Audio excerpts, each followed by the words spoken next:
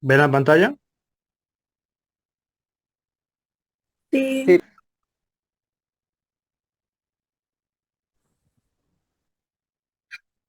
Uy, ¿por qué no me sale para compartir?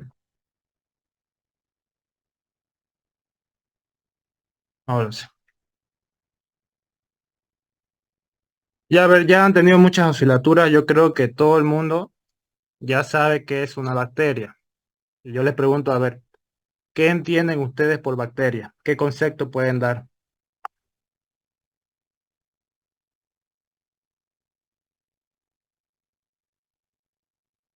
chicos?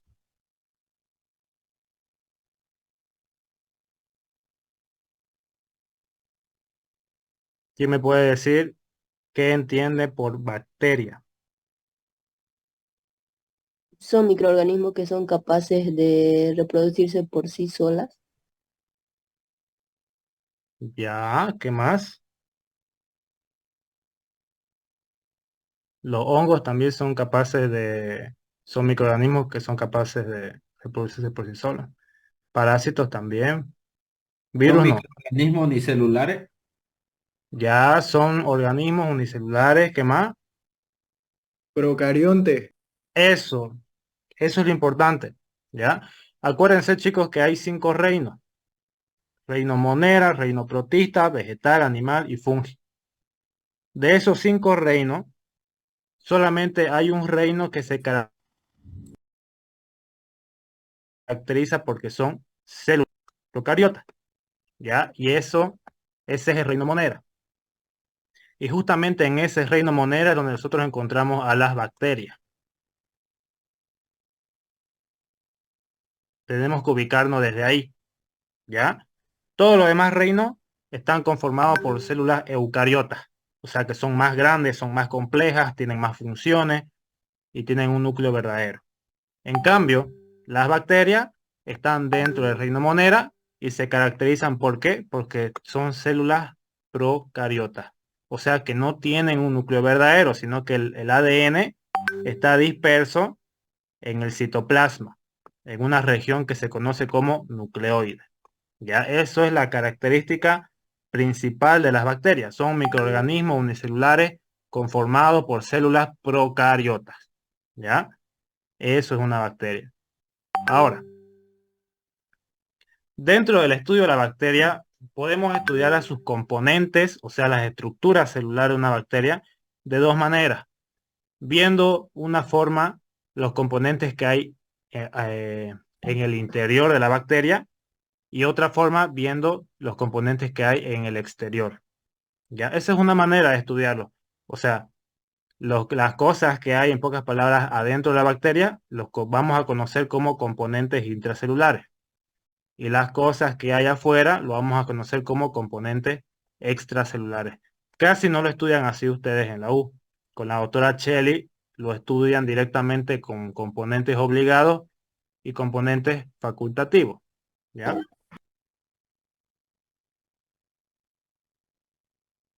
Entonces se lo voy a explicar de esa manera, como obligados y facultativos.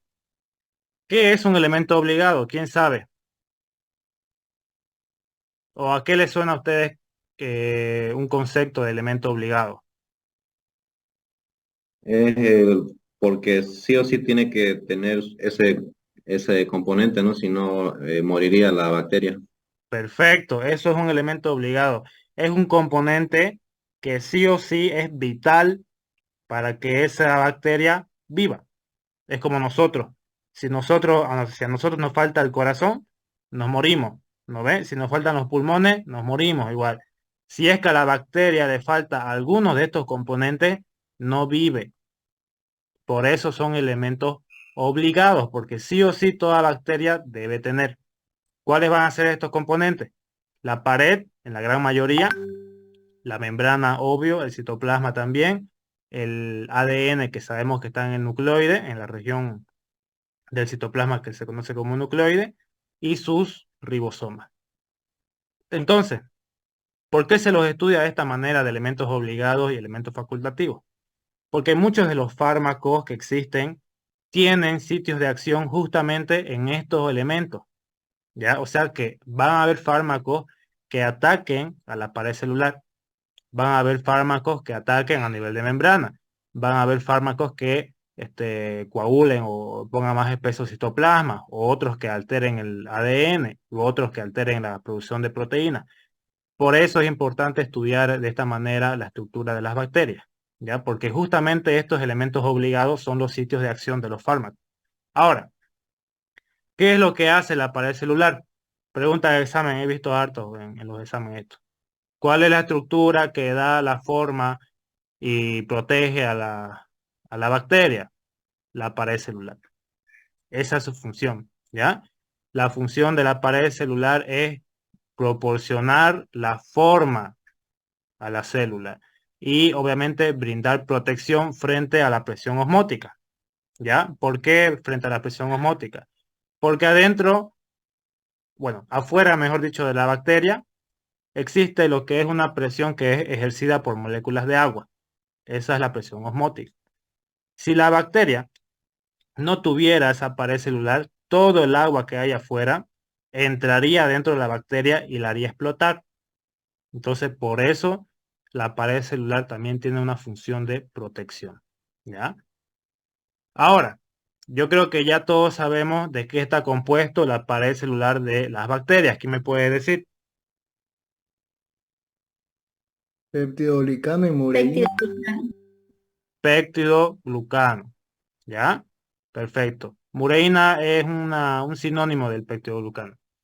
Ahora, este componente es bueno, el componente principal de todas las bacterias en su pared. Pero hay bacterias que no tienen este peptidoglucano como componente principal. Hay bacterias que tienen lípidos, ¿ya? Los ácidos micólicos, esas son las micobacterias. Y hay bacterias que no tienen pared celular, son bacterias muy raras, que generalmente son intracelulares, o sea que viven dentro de otras células, ¿ya? Como el micoplasma y las clamidias, esas no tienen membrana, pero pared. Pero la gran mayoría de las bacterias, por lo general, tienen su peptidoglucano. La membrana. ¿Qué es lo que hace la membrana? La membrana, nosotros sabemos que es una bicapa lipídica, va a tener sus proteínas y demás, pero aquí lo importante de la membrana es recalcar que tiene la función energética. Ya, aparte de dar también protección, tiene la función de producir energía. ¿Por qué? Porque las bacterias, como son células procariotas, son más simples, obviamente no van a contener mitocondrias en su interior. Todas las demás células tienen su organelo encargado de producir energía. Las bacterias no tienen organelo. Entonces, ¿cuál es el componente que tiene la función energética en la bacteria? Es la membrana. Eso es importante, ¿ya? Del citoplasma casi no preguntan. Sabemos que el citoplasma no es más que un líquido donde está disperso sus componentes, ya que proteínas, que minerales y demás. El nucleoide, del nucleoide, ¿qué es lo que tenemos que hablar? Tenemos que hablar que obviamente ahí va a estar contenido el ADN, ¿ya? Y que generalmente el ADN de una bacteria es un cromosoma único y circular. ¿A qué se refiere con único y circular? Se refiere a que solamente va a tener un paquete de ADN. Nosotros, las personas, los seres humanos, tenemos 23 pares de cromosomas, ¿ya? O sea que tenemos 46 cromosomas. En cambio, las bacterias solamente tienen un cromosoma. A eso se refiere, ¿ya? Y se refiere a que el ADN va a tener un comienzo, no importa si está enrollado y demás, pero de ese comienzo se va a unir al final. No tiene no tiene un inicio y un final, por así decirlo. Por eso se dice que es circular, no porque sea redondito, ¿ya? Y lo más característico es que no tiene membrana nuclear. Por eso son procariotas. Ahora aquí falta algo, falta una característica más. Y es que este ADN en las bacterias no están asociadas a proteínas. Mejor lo voy a poner, es desnudo. Así, esa es la característica. Las bacterias tienen ADN desnudo. ¿A qué se refiere con ADN desnudo? De que esas bacterias, el ADN no está asociado a proteínas histonas. Acuérdense ustedes que el ADN para los eucariotes sí o sí tienen que estar enrollado y reenrollado y superenrollado. ¿Ya? Eso lo hacen porque justamente están asociados a proteínas histonas y no histonas. En cambio, el ADN de las bacterias es más simple y como está simplemente disuelto en el citoplasma, no necesita de esas proteínas para envolverse. ¿Ya? Por eso se dice que tiene un ADN desnudo, sin asociarse a proteínas. ¿Qué más? Los ribosomas, sabemos que la función de los ribosomas es sintetizar proteínas, pero acá lo importante es que hay que recalcar que los ribosomas de las bacterias son 70S, ya son más livianos. De las células eucariotas son 80S, son más pesadas.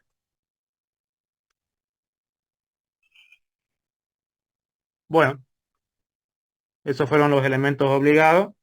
Ahora, elementos facultativos. Yo creo que ya todos sabemos que un elemento facultativo es lo que puede variar de acuerdo a la bacteria. Puede tener como no lo puede tener, ¿ya? Hay bacterias que van a tener cápsula, hay bacterias que van a tener glucocálix, hay bacterias que van a contener flagelos, otras fimbria y otras pueden formar esporas, ¿ya?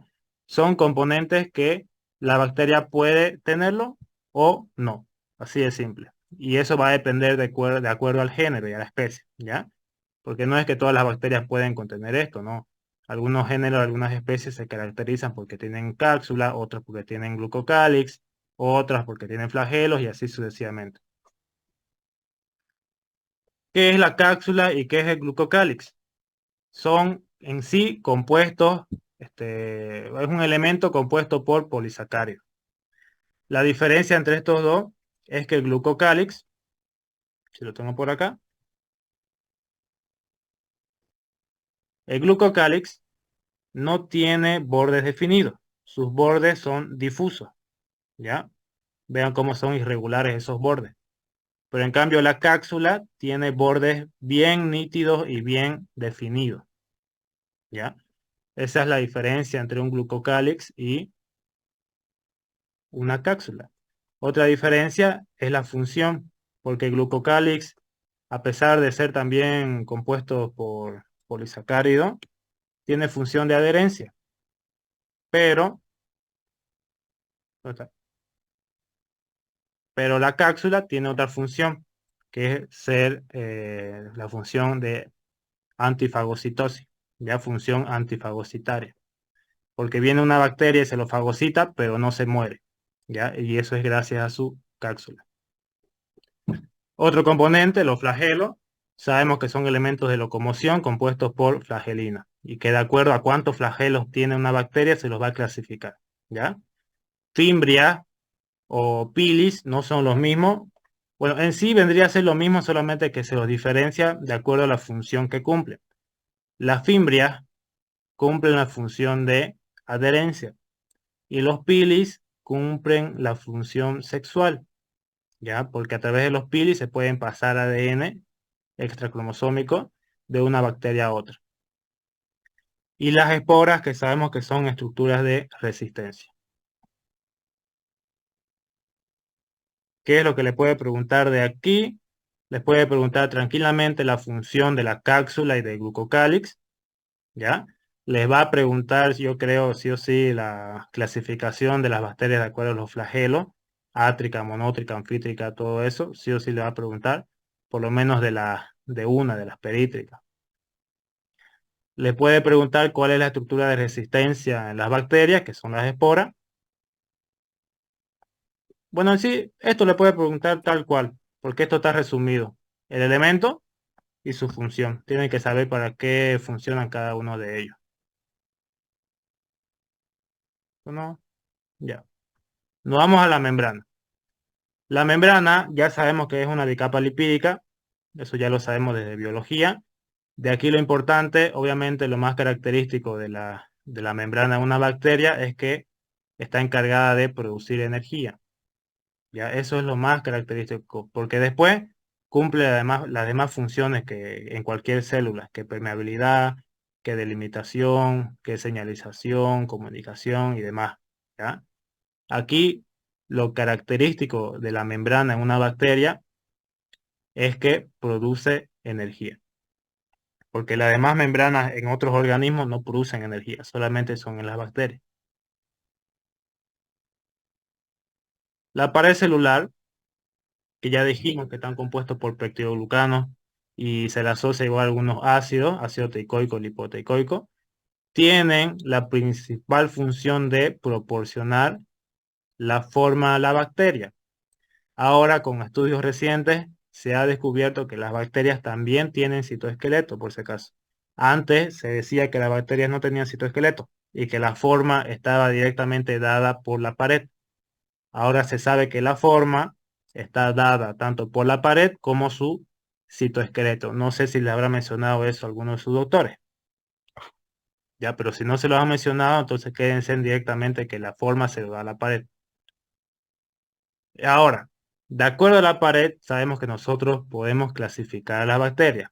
¿No ve? Con la tinción de Gram las clasificamos de acuerdo a su forma, coco o bacilo, y su color, Gram positivo o Gram negativo. Y con la tinción de Ciel-Nielsen a los famosos BAR, ¿ya? Bacilo ácido alcohol resistente.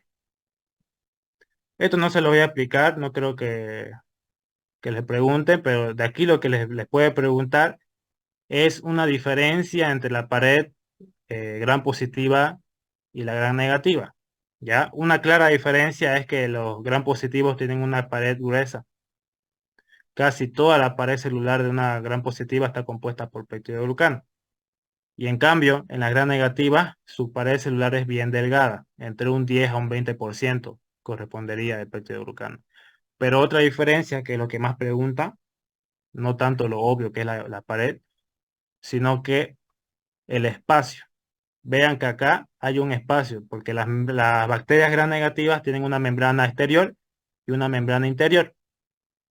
El espacio que existe entre ambas membranas se llama espacio periplásmico. Eso les puede preguntar, ¿ya? Y es dentro de este espacio periplásmico donde se encuentra la capa delgada de peptidoglucano. ¿En qué bacteria? En las bacterias gram negativas. Ese espacio periplásmico obviamente no lo va a tener las bacterias gram positivas, solamente está en las bacterias gram negativas. No creo que les pregunte cuáles pueden ser las excepciones de los organismos que no tienen pared celular, porque son poquitas, ¿ya? Generalmente son los micoplasmas y las clamidias y algunas bacterias bien primitivas que son las archeas.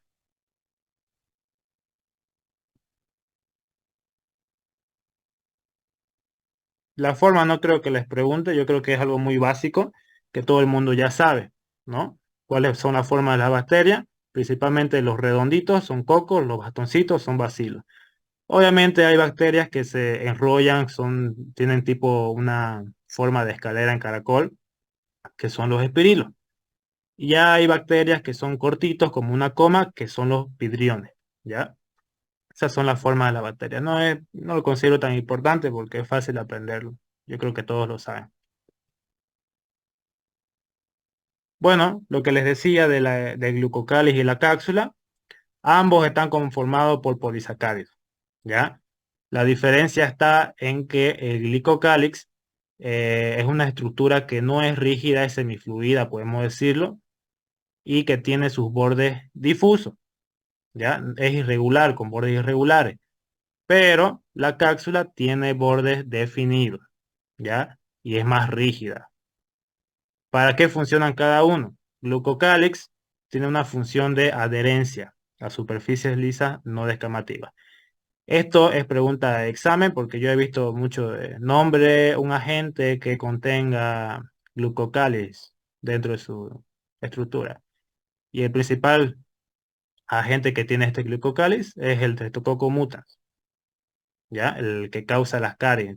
Gracias a que este Streptococcus tiene glucocálix, se puede adherir a las células de los dientes y empezar a producir las caries. Ahora, ¿cuál es la función de la cápsula? Lo que le dije antes, principalmente tiene una acción antifagocitaria. Cuando viene una célula, un polimorfo nuclear, o sea, un leucocito, y se lo come, se lo fagocita, no se va a morir porque esta bacteria tiene cápsula y puede llegar a vivir en el interior de esa célula, de ese leucocito. Esto sí o sí les va a preguntar, ¿ya? Sí o sí tienen que saber la clasificación de las bacterias de acuerdo a los flagelos. La función de los flagelos sabemos que es proporcionar motilidad a la bacteria, ¿ya? Y sabemos que la bacteria se va a mover a donde hay nutrientes y también que va a buscar escapar de las sustancias tóxicas que el organismo produzca. Pero lo importante, le voy a repetir, lo importante de acá es que ustedes puedan diferenciar a una bacteria perítrica, porque las bacterias perítricas son aquellas que tienen flagelos por toda la superficie de su membrana, ¿ya? Estas son las perítricas. A veces pregunta también las anfítricas, que las anfítricas son las que tienen mechones, ¿ya? Como unos 5 para un lado y 5 al otro lado, pero están en los extremos. Y los fótricas solamente son los que están en un extremo, como lo están viendo acá. Y monótrica es el que tiene un hito. De aquí lo que pregunta, lo que yo he visto que pregunte, es más que todo la perítrica y la lofótrica. Pero la perítrica sí o sí, un microorganismo que tenga flagelos perítricos, quién sabe. De los que no han estudiado todavía, ¿no? Bueno, la Escherichia coli tiene este tipo de flagelo, ¿ya? Son flagelos perítricos la Escherichia coli. La fimbria, sabemos que son estructuras iguales, podemos decir que los pili, solamente que lo que lo diferencia es la función. Las fimbrias tienen una función de adherencia, gracias a una subunidad, ¿ya? Que tiene una punta. Entonces, gracias a esta puntita, se puede unir a diferentes receptores de una célula, en la membrana. Entonces, por eso tiene la función de adherencia. Pero en cambio, el pili sexual está compuesto igual por pilina, solamente que lo que hace es poder realizar la conjugación bacteriana. La conjugación bacteriana es esto, lo que están viendo aquí. A veces preguntan los exámenes, ¿qué es la conjugación bacteriana? Es simplemente la transferencia de material genético de una célula a otra a través de su pili sexual, ¿ya? Entonces acá hay una célula. Esta célula tiene aquí material genético y a través del pili sexual va a agarrar y va a tocar a la otra célula y se van a unir. Entonces este pili sexual va a actuar como si fuese un canal, ¿ya? Y a través de ese canal se va a empezar a transmitir este material genético que se está sintetizando. Y así la bacteria va a tener ese material genético, ¿ya? De una pasó a la otra a partir del pili sexual.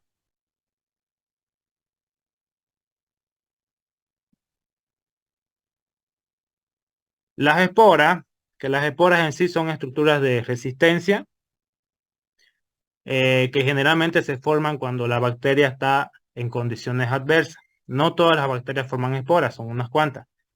Pero, como les digo, la estructura de resistencia en una bacteria, le puede preguntar, es la espora.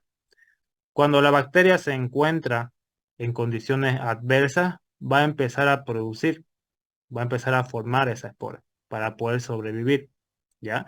Y generalmente esas condiciones adversas es cuando están en el medio ambiente, porque después de que está del medio ambiente pasa al interior de un microorganismo, esa espora germina. No lo tengo por acá. Se lo voy a explicar así. Acá hay una célula, bueno, una espora mejor. Cuando esta espora pasa a una condición favorable, lo que va a ocurrir es la germinación.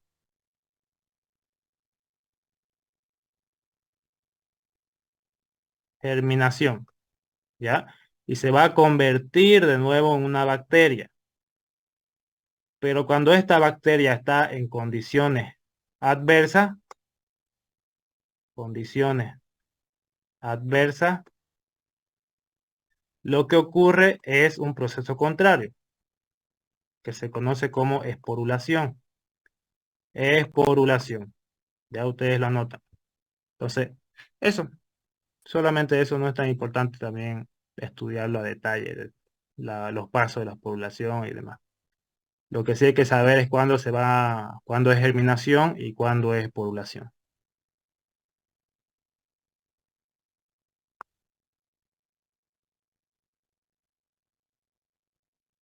Ya. Nos vamos a pasar a otro tema, a la patogenia bacteriana. ¿Ya? Para hablar de patogenia bacteriana, primeramente tenemos que hablar de cómo se relacionan los microorganismos con los seres vivos. Ustedes saben que en el ambiente siempre van a haber bacterias y otros microorganismos. Y la manera en que esos microorganismos se relacionan con un organismo superior, ¿ya? Es lo que nosotros podemos clasificar de acuerdo al efecto que producen. ¿Cómo es eso? Suena extraño. Cuando la bacteria o cuando cualquier microorganismo se relaciona con otro ser superior, pero ninguno de los dos se hacen daño, estamos hablando de que esos dos organismos tienen una relación de comensalismo, ¿ya? Porque ni la bacteria resulta dañada, ni el organismo superior resulta dañado. Ambos ni se benefician ni se perjudican.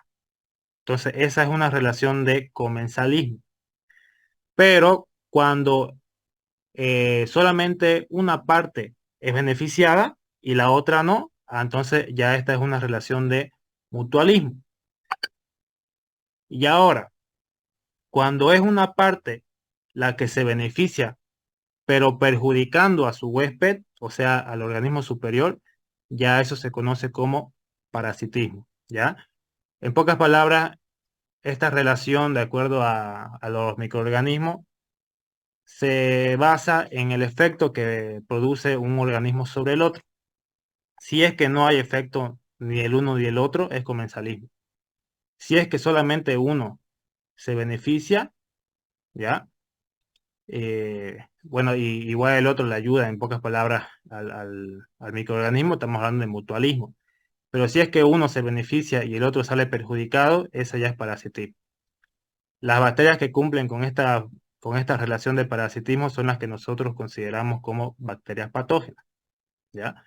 Y ahora, estos microorganismos que no se relacionan, no tienen relación con otro organismo en sí, se los van a conocer como saprófitos, ¿ya? Por si acaso. Y estos saprófitos son los que generalmente están en el medio ambiente y generalmente no ingresan al interior de un organismo ni se relacionan con él, por eso son saprófitos.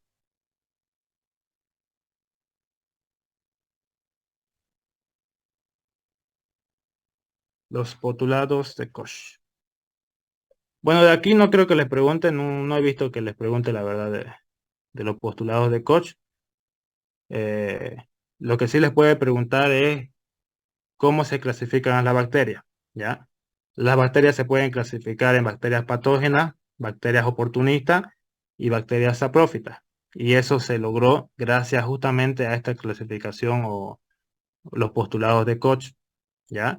Fue a través de estos postulados que se logró clasificar de esta manera las bacterias. ¿Qué es una bacteria patógena? Va a ser aquella bacteria que produzca un daño en su huésped, ¿ya? Y se pueden transmitir y producir daño a otros huéspedes. Esa es una bacteria patógena. Pero en cambio, una bacteria oportunista va a ser cuando la bacteria tiene la capacidad de producir una infección, sí, pero solamente cuando el huésped esté inmunodeprimido.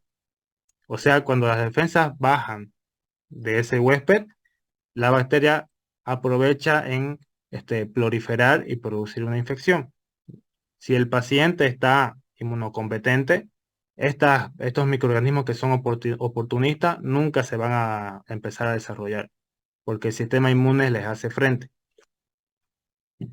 Y bacterias saprófitas son aquellas que no se relacionan con un organismo y no provocan nada, ¿ya? No provocan enfermedad.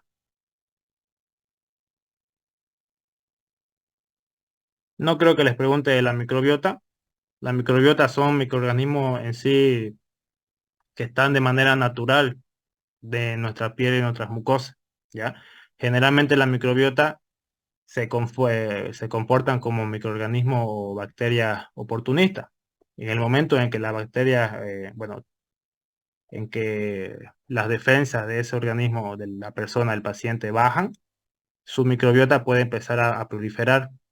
Entonces, si es que no hay un equilibrio entre la microbiota y el paciente, se da lo que es la enfermedad, ¿ya? Pero es por un desequilibrio. Cuando las bacterias empiezan a aumentar en volumen, o bueno, en cantidad, y las defensas no le hacen frente, entonces ahí es cuando se da la infección.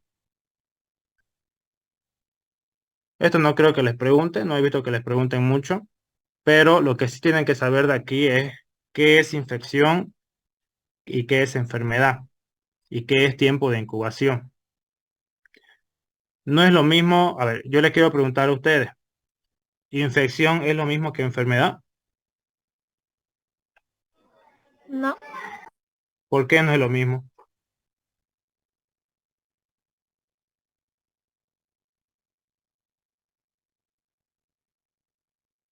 ¿Por qué no va a ser lo mismo una infección que una enfermedad?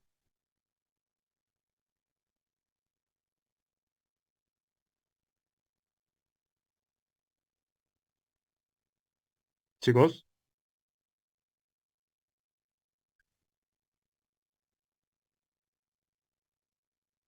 infección es cuando ya altera el funcionamiento normal. Enfermedad. Eso. Enfermedad puede ser signos o síntomas y una infección. Cuando, ¿cómo es que no sé cómo explicarlo? ya yo les explico. A ver, ¿No son la penetración?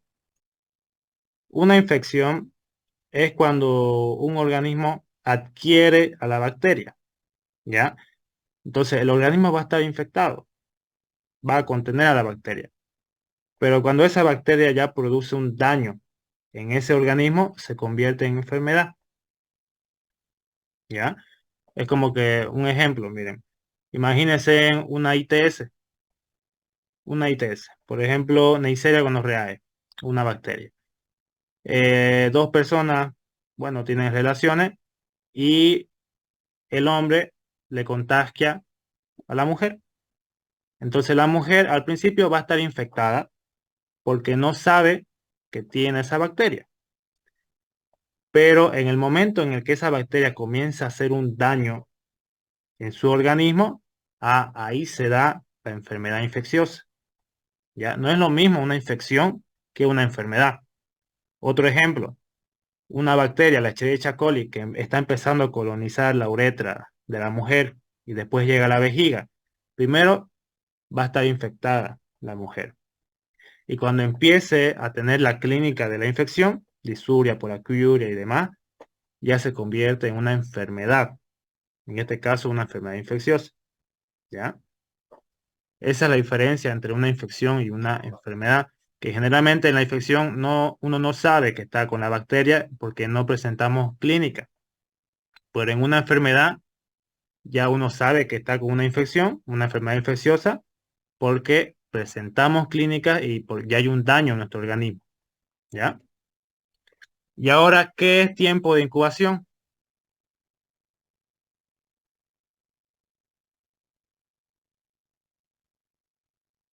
Va, tiempo de incubación, perdón. El, claro, tiempo de incubación, periodo de incubación, iba a decir, pero es lo mismo. ¿Qué es eso, chicos? ¿Quién sabe? El tiempo que pasa del momento de la infección hasta la enfermedad. Perfecto. Es el tiempo que transcurre desde que adquirimos un microorganismo hasta que se presentan los síntomas, la clínica. Ya ese es el tiempo de incubación. Tienen que saberlo porque es importante. De aquí lo importante es que sepan esos tres conceptos: infección, enfermedad y el tiempo de incubación. Aquí está. Infección, desde la adquisición y hasta que empieza a darse en sí el proceso infeccioso, ¿ya?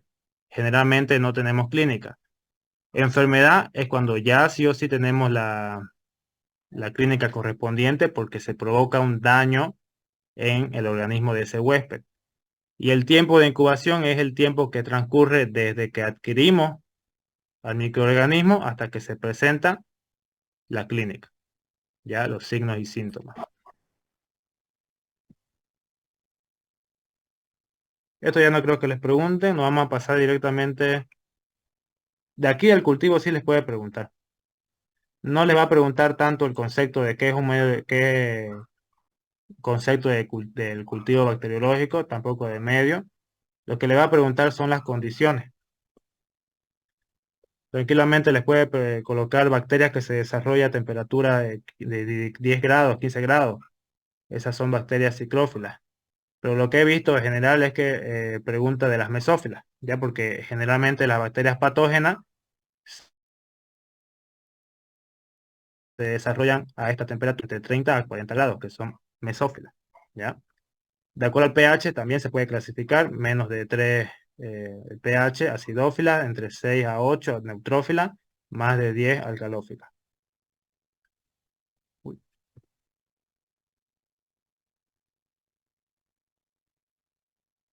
¿Qué más le puede preguntar? Les puede preguntar de acuerdo al requerimiento de oxígeno, cómo se clasifica. ¿Quién sabe qué es un microorganismo aerobio, qué es un microorganismo aerobio facultativo, anaerobio y aerotolerante?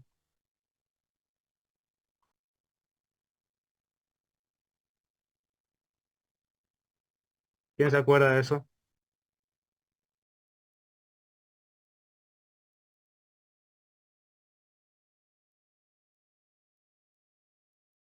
Eso sí les pregunta por si acaso.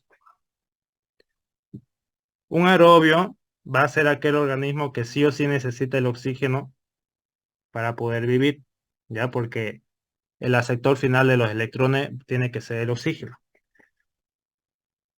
¿Dónde está? No existe tanto este aerobio facultativo. Aquí era anaerobio facultativo. El anaerobio facultativo es aquel que no necesita el oxígeno en sí para poder pues, vivir, pero tolera pocas cantidades, ¿ya? Por si acaso. El anaerobio obligado es aquel que sí o sí no necesita oxígeno, ¿ya? Si le da un poquito de oxígeno, ese microorganismo se muere. El aerotolerante va a ser aquel microorganismo que puede tolerar en sí el oxígeno, pero no lo utiliza como el aceptor final no es el oxígeno, ¿ya? Y los microaerófilos, que creo que es el que más sabemos, son los microorganismos que necesitan entre 5 al 10% de dióxido de carbono, ¿ya? Para poder desarrollarse. Yo creo que le pregunte más. De los estafilococos, ¿qué es lo que le puede preguntar? Les puede preguntar las infecciones, ¿ya? Sí o sí. Les va a preguntar qué causa la toxina exfoliativa, por ejemplo. ¿Quién sabe eso de qué causa la toxina exfoliativa?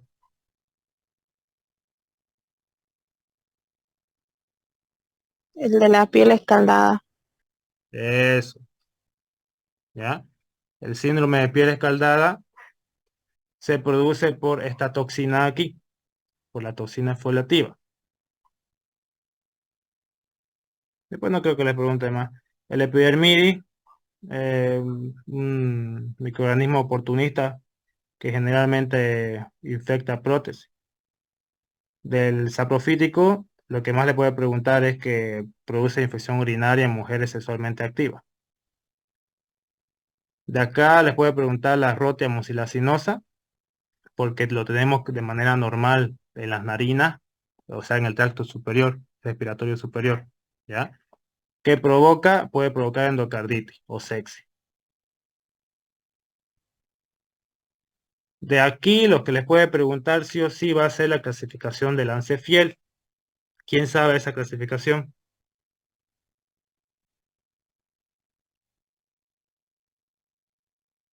la clasificación de Lancefield de los estreptococos. Acuérdense que estos estreptococos se pueden clasificar de acuerdo a los antígenos. Esa es la clasificación de Lancefield.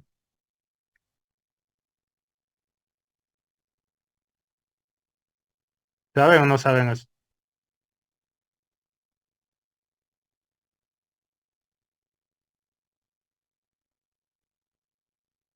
Estreptococo piógenes. ¿A qué grupo pertenece de la clasificación de Lancefield? A, Perfecto, grupo A. Agalactiae. el grupo B. Bien, el grupo B. Pneumoniae. No tiene grupo. Perfecto, no tiene grupo. ¿Y el Viridans? Tampoco tiene grupo. Lo podríamos clasificar algunos en el D, pero si la doctora le dijo que no tiene grupo, está bien. Algunos lo clasifican dentro del D. Ya, esa es una manera de clasificarlos. ¿Qué es lo importante de acá? Que ustedes tienen que saber en qué lugar del cuerpo pueden estar presentes estos microorganismos. Por ejemplo, dentro bueno, el Streptococcus pyogenes tiene como hábitat natural en sí lo que es el tracto respiratorio superior, ya la garganta, y lo podemos tener también en la piel, pero principalmente el tracto respiratorio superior, la garganta. Lo que es la Galactiae está de manera normal, no en todas las mujeres, pero hay maneras que son portadoras en la cavidad vaginal, en la mucosa vaginal, ¿ya? Lo que es el Streptococcus pneumoniae también está de manera normal en la cavidad oral, o sea, en el tracto respiratorio superior. Y el Viridans también está en la cavidad oral. Aquí no se ve, bueno, en mi copo no me sale, pero están los enterococos. Los enterococos antes eran conocidos como estreptococos en sí del grupo D, ¿ya? Pero ahora se los clasificó directamente en otro género, que son los enterococos, pues, ¿no? Estos enterococos, por si acaso, están de manera normal, como dice su nombre, entero, en el tracto gastrointestinal. Ahora, ¿qué es lo que tiene que saber de aquí? De aquí del piógeno tiene que saber esto, que su principal factor de virulencia es la proteína M, ¿ya? Porque le da capacidad de resistir a la fagocitosis. En el Agalactiae podrían colocar que pueden ser cepas, algunas son capsuladas, pero no es tan importante. Lo importante de la Agalactiae es que sepan que sí o sí puede producir estas tres infecciones en el recién nacido. Puede producir oftalmia, ya aquí falta oftalmia, sepsis, neumonía y meningitis.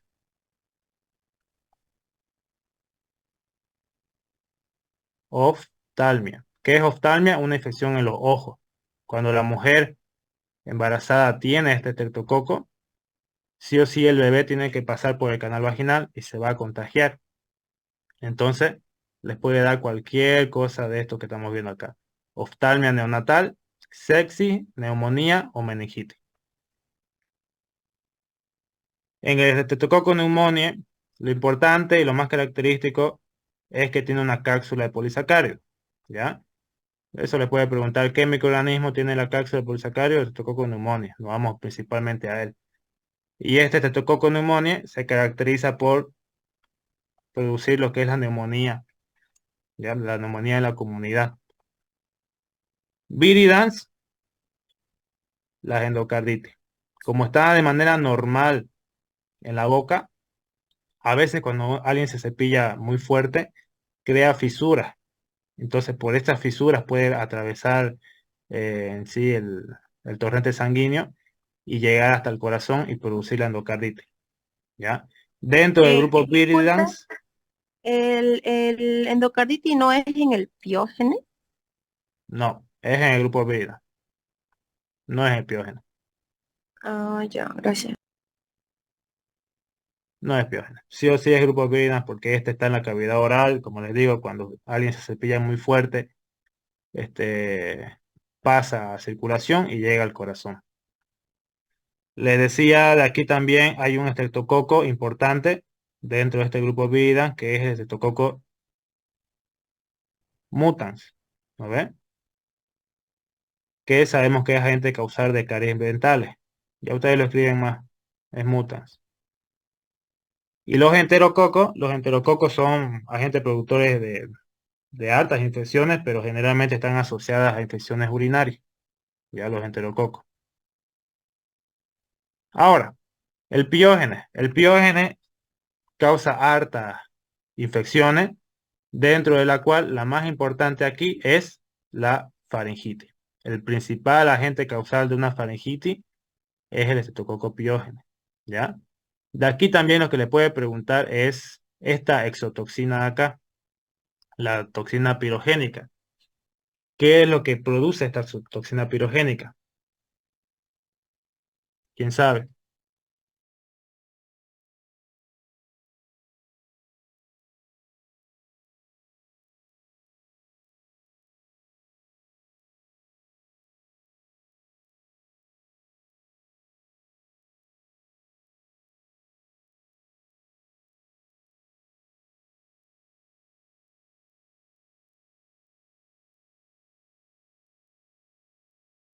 ¿Nadie sabe?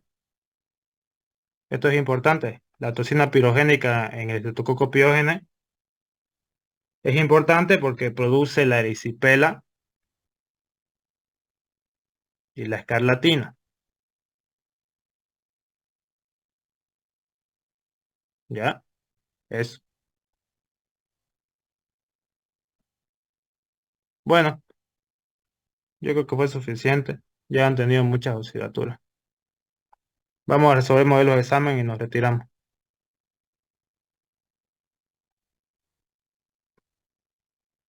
Auxi, y la piel, y la, ¿cuál era? La, la piel, la fiebre reumática, perdón, ¿en qué estreptococo es? Ese es el piógene, porque a veces cuando alguien tiene faringitis, este estreptococo produce superantígeno.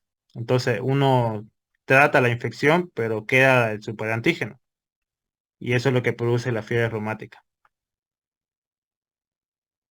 Ah, ya, gracias. ¿Dónde está el grupo? Aquí está.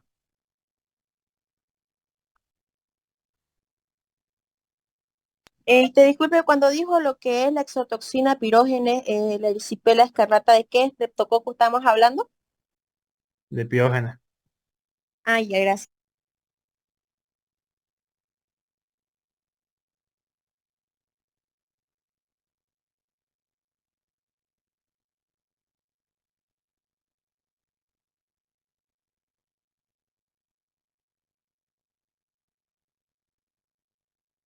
Ya, a ver, veamos acá. ¿Cuál es el factor de virulencia más importante de estreptococo neumonía? Eso ya sabemos, facilito. Ajá, la cápsula. Nombre de una secuela post-estreptocócica.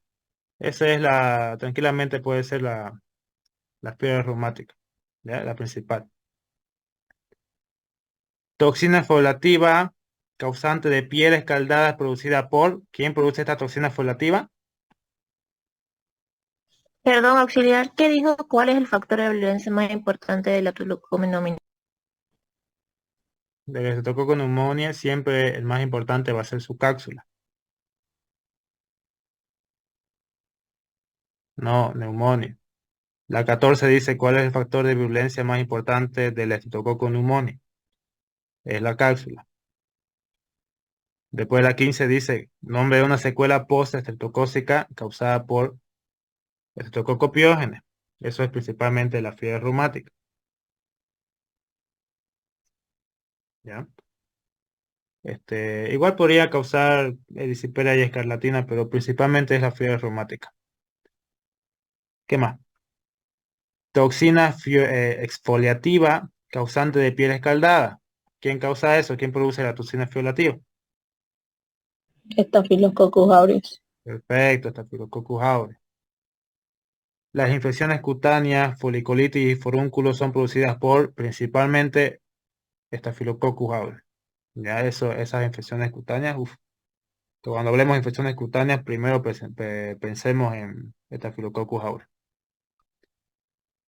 Estreptococcus del grupo Viridans causan un 30 a 40% de los casos de la enfermedad denominada, esta es la endocarditis.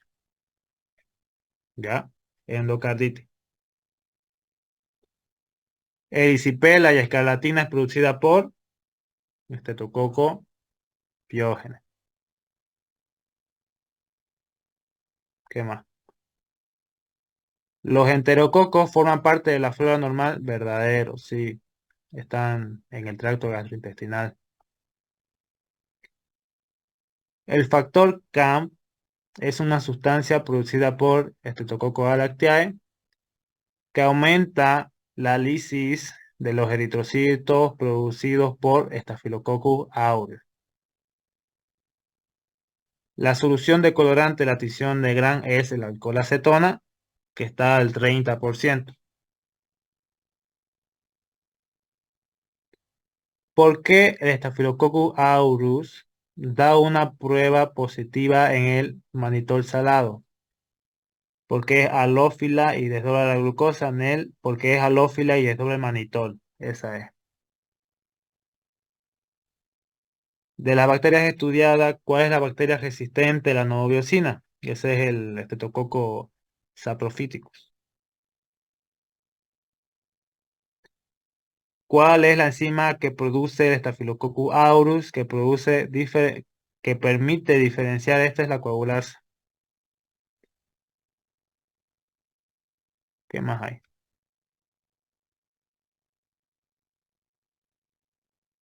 Ay, nos olvidamos hablar de la división. ¿Cuál es la división que presentan las bacterias? Porque no es igual a los otros organismos. División binaria, perfecto. Dice, para muchas bacterias en condiciones óptimas, la división celular, o sea, por fisión binaria, ocurre, esto era cada 18 a 20 minutos, ¿ya? Sí, era cada 18 a 20 minutos. Dependiendo de la bacteria en realidad, pero generalmente es cada 18 a 20. Los plásmidos en relación al nucleoide, ya, no hemos hablado de los plásmidos. Los plásmidos son extracromosómicas, ¿ya? Porque no forma parte del cromosoma central, sino que es ADN extra que tiene la bacteria. Por eso se conoce como extracromosómico.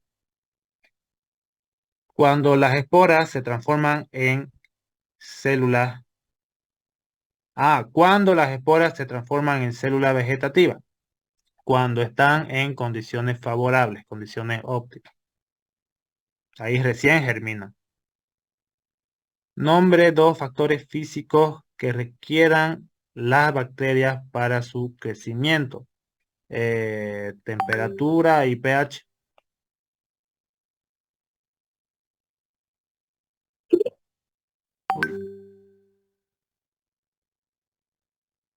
Auxiliar, ¿puedes repetir la 3, por favor? Se me fue el internet, no la escuché bien. La 3 dice cuando las esporas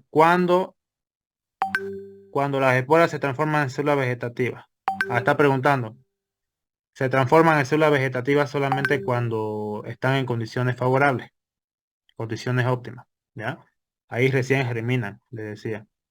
La 4 dice 2 factores físicos para que las bacterias se desarrollen. Eso es el pH y la temperatura principalmente. A las bacterias que no utilizan el oxígeno para su desarrollo, pero pueden tolerarlo, ¿qué son? ¿Quién me puede decir eso? Anaerobias. Anaerobio activa, Anaerobias.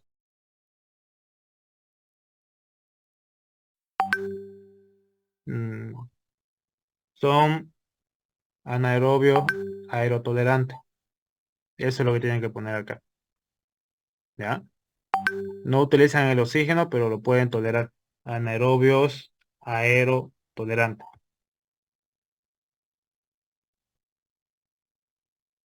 ¿Qué más? A las bacterias que solamente causan enfermedad en personas inmunodeprimidas son bacterias oportunistas. Aparte de las fimbrias, ¿qué otra estructura bacteriana sirve para la adherencia? Oportunista dijo, Sí, son oportunistas. Glicocales aquí. Glicocales. Las toxinas que se convierten en toxoides sirven para... Son las... Ah, ya. Esto sí, déjenme recordar un poquito porque hasta que me acuerde vamos a tener a las endotoxinas y a las exotoxinas, ¿ya? Esos dos tenemos. Mm, mm, mm, mm. Alguien que lo tenga presente antes que me acuerde yo.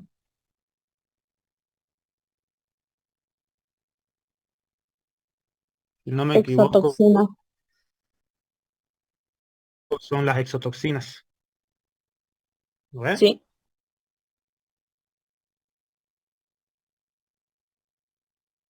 Sí, son las exotoxinas.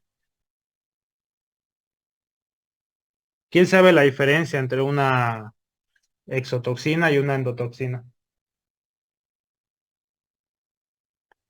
Porque aquí lo que le puede preguntar no es tanto la diferencia, pero les podría preguntar también quién produce endotoxinas y quiénes producen exotoxinas.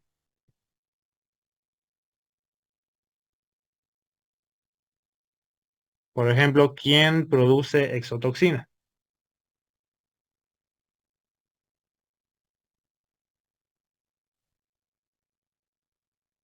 Sí, pero me refería más que todo dentro de la clasificación de la atención de gran positivos o gran todos los que negativos. son los que Sean positivas. producen y liberan, forman parte de la bacteria. Una exotoxina va a ser un compuesto que la bacteria produzca y libere, ¿ya? Pero lo tiene que producir. Pero en cambio, una endotoxina es un componente que ya forma parte de la estructura de la bacteria y que solamente se libera cuando la bacteria está dividiéndose, ¿ya? Así nomás no se libera esta endotoxina. Entonces, esa es la diferencia. Una exotoxina es cualquier compuesto que se va a producir y se libera directamente, pero una endotoxina, es cuando forma parte de la estructura de la bacteria y generalmente es el LPS, los lipopolisacáridos, ¿ya? Entonces, cuando les pregunten, porque les puede preguntar, las bacterias gram positivas producen endotoxinas, ¿verdadero o falso?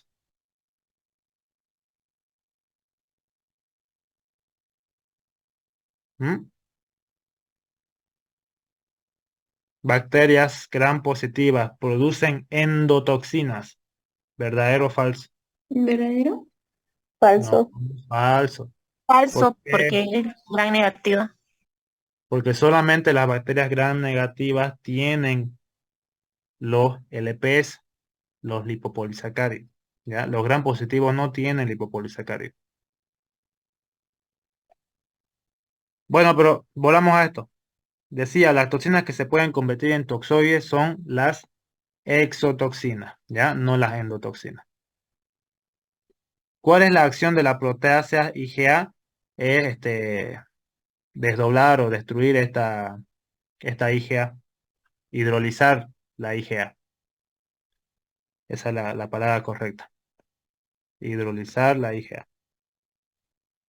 ¿Cuál es la acción de las hemolicinas?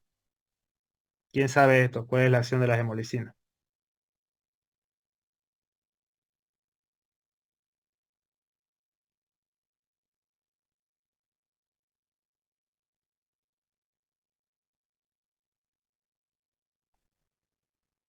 ¿Nadie sabe?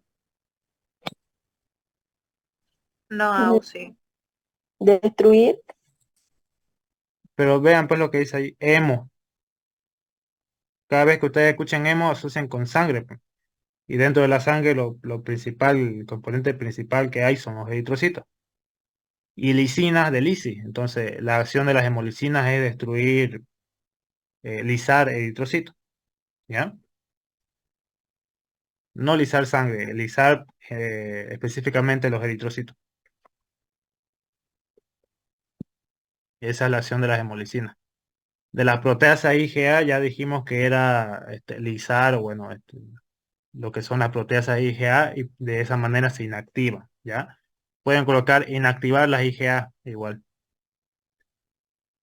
¿A qué se debe la resistencia de las penicilinas y las cefalosporinas en Staphylococcus aureus? Eso es a una enzima, ¿ya? Son enzimas beta-lactamasas.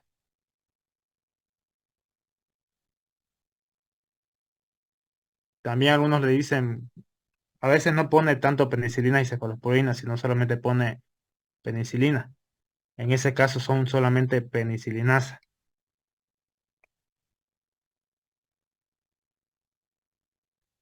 ¿Cuál es el hábitat de Rhotia mucilaginosa? ¿Recuerdan que les dije? El tracto respiratorio ¿Cuál tracto respiratorio? Porque tenemos dos tractos respiratorios.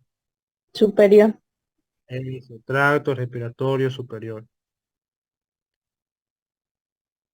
¿Qué tipo de hemólisis presenta Streptococcus pneumoniae?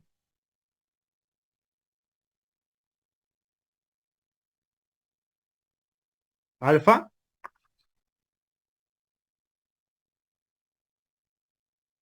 Si dijeron alfa, sí.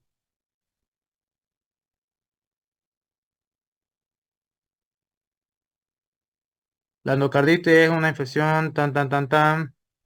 Ya dijimos que este es virinas. Se me descarga mi compu, chicos.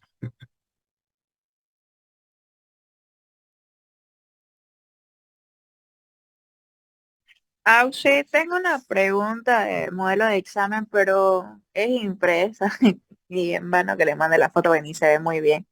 Que dice, ¿cuál es el factor de virulencia más importante de Streptococcus pneumoniae, que también es la base para la preparación de vacunas?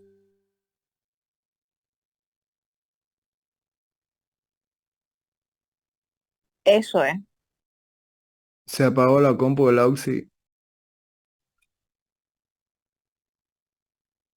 porque no es que la base de virulencia supuestamente es como la cápsula, pero para vacuna no se fue.